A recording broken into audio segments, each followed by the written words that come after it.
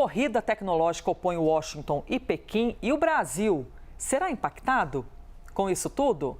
E aqui em cima é justamente o que eu citei. Inteligência artificial. Conheça o plano de Trump para turbinar a inteligência artificial nos Estados Unidos. Bom, o presidente Donald Trump anunciou um investimento de 500 bilhões de dólares em inteligência artificial. O assunto é importante, então a gente vai entender melhor com o especialista em tecnologia Arthur Igreja.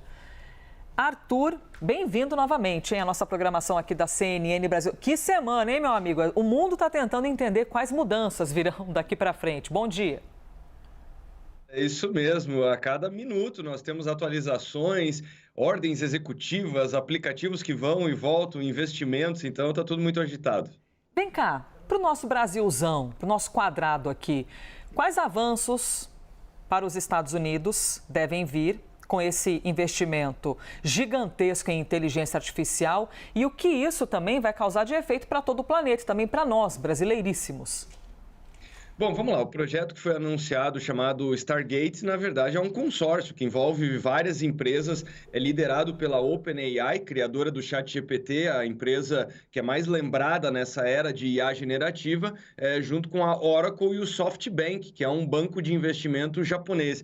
Mas ao redor disso tem uma série de empresas como a NVIDIA, a Microsoft, enfim, várias empresas participaram desse anúncio. Não é um projeto governamental, mas ele foi anunciado logo depois da posse e conta com o apoio do governo Trump. Então, para facilitar as coisas, para promover, porque lembrando que esses investimentos em IA demandam uma série de licenças, demandam, enfim, é um assunto bastante complexo, quando o assunto é infraestrutura, principalmente energia. Então, é por isso que é um assunto que vira pauta de governo. Com relação ao Brasil, nós somos consumidores desse tipo de tecnologia. Só para colocar em perspectiva, o anúncio foi feito de 500 bilhões de dólares com 100 bilhões imediatos e o resto faseado em 4 anos. Isso é, grosso modo, um quarto do PIB brasileiro.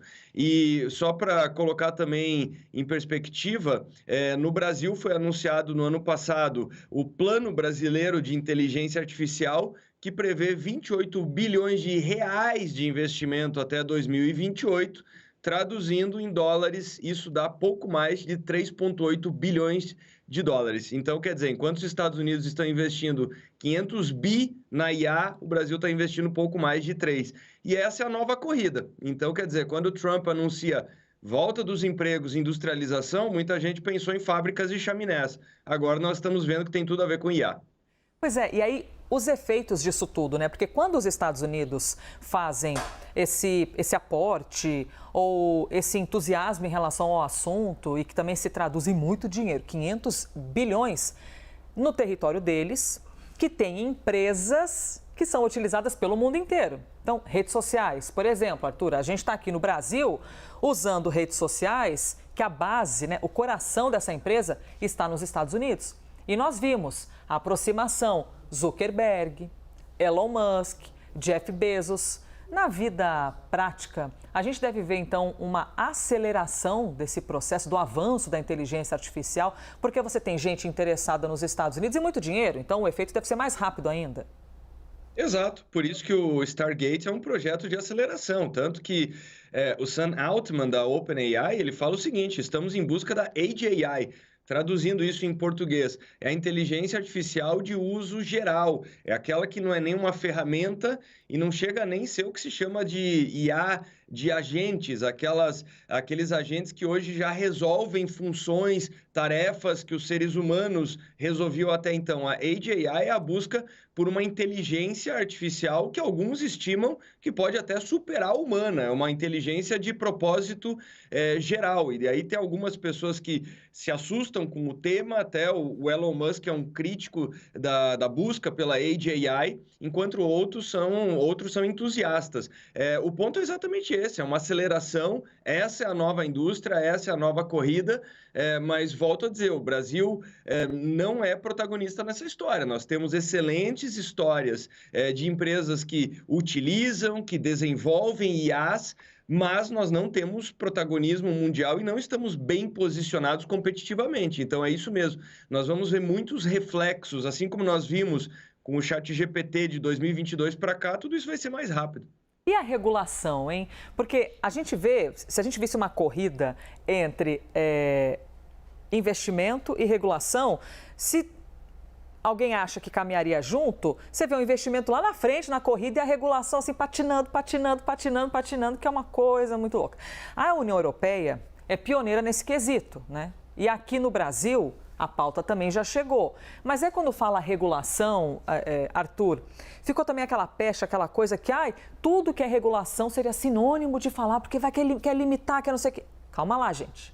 Todas essas questões que são novas, a gente precisa olhar com atenção para entender quais são os limites. A inteligência artificial é fantástico, desde um ponto de ônibus, que pode ajudar a esperar um ônibus ou qualquer que seja o veículo, até dentro de uma fábrica, a nossa vida num exame médico, para você melhorar e se antecipar à identificação de uma doença, e você ter uma cura e se manter vivo, e ao mesmo tempo traz um monte de problemas. E aí, Arthur Igreja, como é que fica essa caminhada de regulação?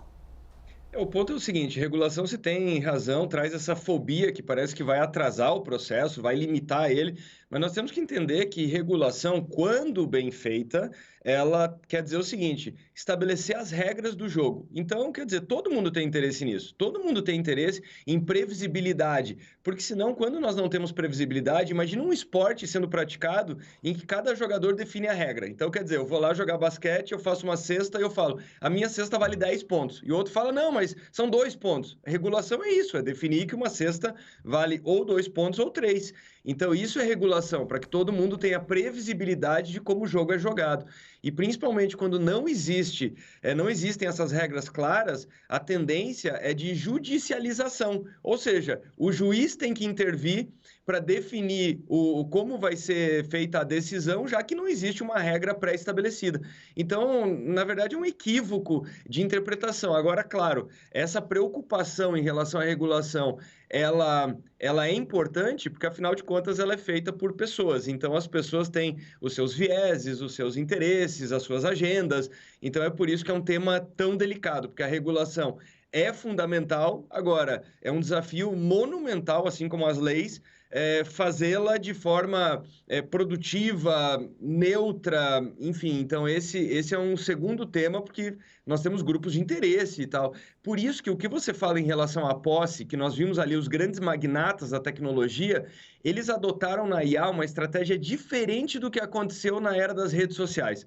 Na era das redes sociais, eles se mantiveram o mais longe possível dessa discussão e viram a regulação acontecendo e chegando. Dessa vez, eles decidiram tomar o protagonismo, estar à frente, e é por isso que você observou muito bem, o capital está muito à frente e dessa vez muito próximo dos governantes, justamente para influenciar esse processo. Não, e até porque toda essa galera, estou chamando de galera, mas os grandes líderes das Big Techs que estavam lá, por exemplo, na cerimônia de posse. Claro que você pode ter convergência de ideia, alguém está lá porque gosta muito do Trump, porque politicamente acredito que isso é o melhor para o mundo. Mas também eles são donos de empresas, então eles faturam com essas empresas e também têm interesses financeiros. Natural, quando alguém diz, olha, a gente quer impulsionar o setor de vocês, a gente vai colocar bilhões de dólares no setor de vocês. É muito natural que ocorra essa convergência, essa proximidade. E aí eu quero chegar, mais uma perguntinha, eu posso? Estamos com só mais um tempinho, Daniel Pereira, não vou perder a amizade aqui, uma pergunta para o Arthur Igreja. A competitividade, os chineses não devem estar dormindo? Não, porque, né, Arthur? Eles estão vendo assim, como assim? Quantidade de dinheiro em cima desse setor, como é que a gente vai competir com essa gente? Mas o ponto é esse, nós estamos vendo do ponto de vista geopolítico, eu costumo dizer isso, é uma guerra fria, Estados Unidos e China. E a China já vinha fazendo investimentos maiores, estava à frente dos Estados Unidos. A China é mais permissiva em relação ao uso dos dados. Eles são capturados, armazenados e usados para treinamento de forma mais indiscriminada em relação aos Estados Unidos. Então, os Estados Unidos, eles já perderam algumas corridas tecnológicas nos últimos anos, como é o caso das antenas 5G, e agora o que eles estão tentando é tomar as rédeas desse processo. Por isso que o investimento ele tem magnitudes aí que superam projetos históricos como o Project Manhattan, desenvolvimento da bomba atômica, a corrida ao espaço. Nós estamos falando aqui de supremacia tecnológica. Então, quer dizer, esses líderes, eles não participaram da posse porque tinham um coquetel servido logo depois. Eles estavam lá porque eles têm uma agenda construída. A agenda é essa que tem a ver não só com o aspecto tecnológico, mas também com questões tributárias. O Trump, ao longo da campanha toda, falou que faria uma busca por menores tributos para essas empresas. Então, quer dizer, isso mexe não só na agenda de desenvolvimento econômico, mas também no bolso dessas empresas. É por isso que eles estavam lá. Então, é interessante ver, claro, virou uma agenda nacional. No final das contas, isso que é importante entender, que não é mais uma iniciativa do Vale do Silício, da empresa A ou B, por isso que competidores estavam lá juntos. Por isso que nós vimos no mesmo espaço Alphabet do lado de Apple, do lado de Meta, todas essas empresas elas passam a dominar espaços, passam a ter sobreposição de espaço, estavam juntos lá. Pois é, ainda tem isso. Eu estou falando de competição em relação aos chineses e outros países. Não, entre eles mesmo. Entre eles. Imagina, estavam ali muitos chorrindo, né? Que você está ali sorrindo, mas na verdade você está chorando, vendo que o outro tem mais poder que você. Arthur Igreja, muito bom sempre conversar contigo, mas nada de chorrindo aqui é só sorrindo mesmo, viu? Obrigada pelo papo de hoje. Obrigado, até a próxima. Obrigada, especialista em assuntos desse mundão de tecnologia.